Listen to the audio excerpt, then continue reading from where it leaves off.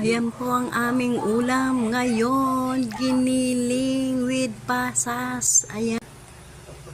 Ayan ang kasama niya. Ito binukod ko kasi ayaw ni madam ng pasas. Kaya binukuran ko siya ng walang pasas. Ayan po ang kanyang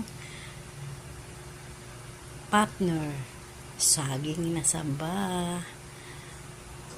Ayan po ang aming ulam ngayong dalawa ni Amo dahil umalis si Madam at saka ang alaga ko.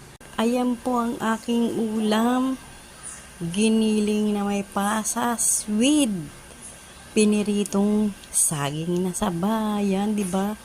May kasama ng merienda ang aking pananghalian. Kaya tara, kakain na po ang senyor. Ito po, ayan o. Masarap po yan. Yan.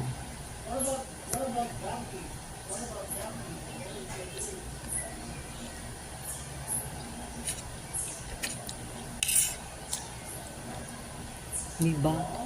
Yung ulam ko may kasama ng merienda.